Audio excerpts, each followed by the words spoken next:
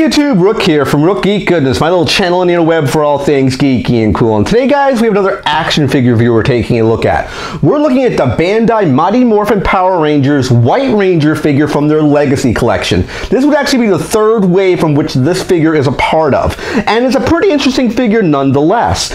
Now, I did a review very similar to this one for the Green Ranger figure. I'm a massive fan of the old school Power Ranger, the Mighty Morphin Power Ranger, show to be specific. I remember growing up as a younger kid, I loved watching Power Rangers. I loved Tommy Oliver's character, which was the Green Ranger, who eventually transitioned into the White Ranger. So what we're going to do is we're going to go to a full breakdown segment. I'm going to look at the packaging, the articulation, the paint, and accessories, and then we'll conclude for final thoughts for you, the viewer. Should you pick up the Bandai Mighty Morphin Power Rangers Legacy Collection White Ranger figure? Stay tuned, guys. We're going to go into a breakdown.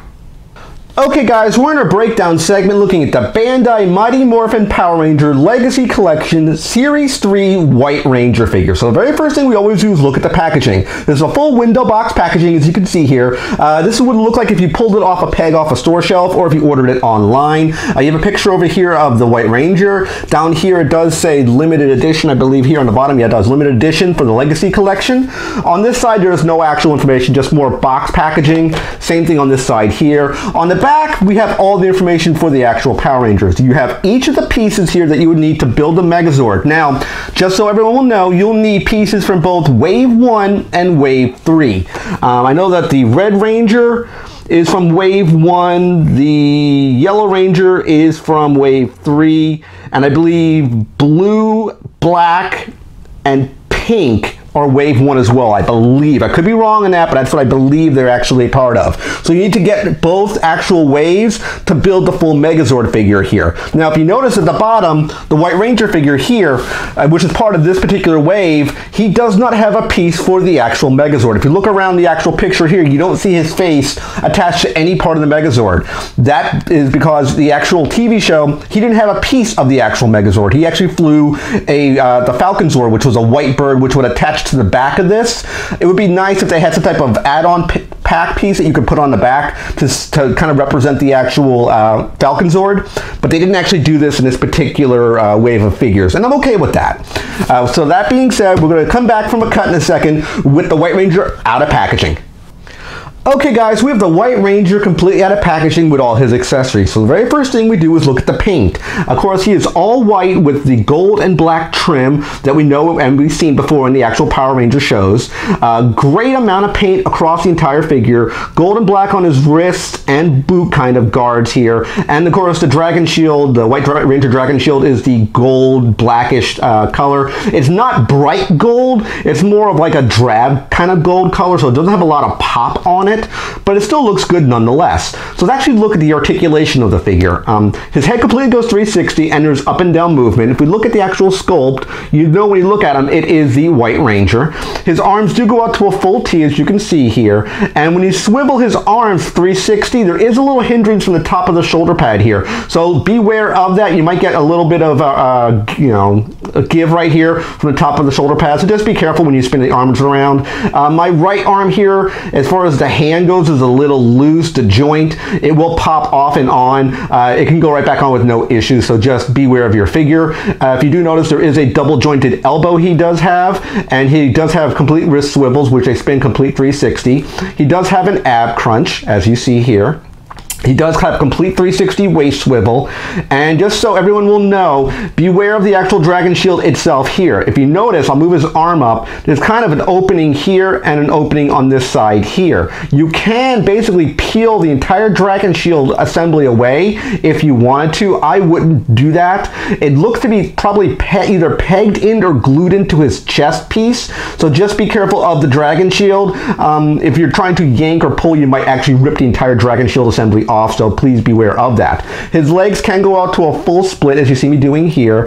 He does have thigh swivel complete 360. He does have a double jointed knee, as you see double jointed pegs right here on the knee, so he can make a really big kick, as you see me doing here. He does have complete 360 at the I guess we'll call it the calf, and he has wide range of boot articulation as well, so a great amount of articulation on the actual figure. So let's actually put the figure aside and look at his two accessories accessories. He has two of them. First, he has a little holster. It's kind of gold-colored holster that would match kind of the gold shoulder pad color here. Just so everyone will know, at least on mine, I'm assuming all of them do this, there's a slit in the actual holster itself. I, being a stupid person, attempted to seal this slit earlier, and I tried to put the sword through the actual holster. If it's not slit, you cannot shove the sword completely through it. You'll get about here if it's not completely, if you enclose this whole piece. So beware. I'm assuming they're all going to be open like this. At least mine was. Now, to attach it to the figure is very, very easy. There is a little kind of a divot here. You just simply plug it into his belt, which would look like that. So you would see something along these lines. Now, speaking of the actual sword, let's actually talk about Saba. In the actual TV show, he actually has a talking sword called Saba. It is a nicely painted blade, it's kind of a scimitar. It's silver and gold and black trim at the top. You will see kind of the red eyes in the actual tiger head here at the front. So it's kind of hard to notice it, but there is kind of red divots right there in the front. They are there. It would have been nice having a little more dry brush on it, but that's okay. One thing about this sword, in the actual show, he can collapse this sword down. In the SH Figure Arts version of the same White Ranger figure, there's two versions of the Saba sword. One fully extended, one where it's collapsed down. There is no other version of this blade with this figure, so it only comes in one configuration, what you see here. But it does look very, very nice. I love the silver trim in the front here. It looks really, really cool. Now, he can sheath the sword, as I kind of mentioned. You kind of have to actually just push, oops, dropped it. You have to push it through the holster, and it kind of slides in. So he would have it something along these lines here. You kind of see it attached to his side. It does open up here, as you see. You know, like I said on mine, I kind of tried to glue it, but I removed the glue portion of it. It's a little sticky right now because I was messing around with it earlier. As far as him holding it, he can hold the actual sword itself. I've noticed, like when I said earlier, I do kind of pry the hands off of him when I put it in his hand. I pop it off. But he does hold it really well. No issues. He can get in some really, really nice fighting stances if you're trying to, because he does have a huge amount of articulation here. So, I mean, you can get him in some wide range of poses here. And I do like the way he looks. He holds his pose really, really well. I'll probably have him in something about battle stance, which is what I have all my White Ranger figures in. Now, what I decided to do is bring in this guy as well. This is the Green Ranger figure I did the review for as well. I want you to kind of see the scale between the two figures here. I'll kind of change how his stance would look here, so you kind of see what I'm talking about. He went from the Green Ranger in the TV show, I'll kind of fix his stance, to this one here. So I mean, you have kind of the same stance here, you know, the same type of body, using the same type of design. They basically, I probably took the bulk of this one here and just kind of retooled it for the White Ranger figure. But this figure is a definite buy in my opinion. I love how I have both of them in my collection now. I'll remove him from the shot. But going back to the White Ranger figure here, definitely a buy in my opinion. It would have been nice if he would have had, you know, another sword. I would have wished I'd known to not glue the actual holster closed. But there is no issues now with it. You can sheath it with no particular problems. I do highly, highly recommend this figure. And with that being said, let's go to final thoughts and wrap up this video. Okay guys, final thoughts on the Bandai Mighty Morphin Power Rangers White Ranger figure from their Legacy Collection Series 3. Really like this figure. Think it was spot on paint, spot on articulation, double jointed elbows, double jointed knees, free range of motion, no real hindrances, no problems. I did mention in the breakdown that the Saba has a lot of paint on it, the actual sword, which was of course this guy right here, but it only comes in one configuration. The sword is known to actually collapse in the actual TV show, and I've seen that the SH Figure Arts White Ranger, it comes in two different variations. It comes with a big sword like this one and a smaller one as well, which is more of a collapsed state. This one only comes in one mode, so to speak. So it would have been nice if you would have had the extra actual sword compared to the actual Green Ranger figure, which it comes out of the same series. They had extra hands for that particular figure. This one doesn't support that.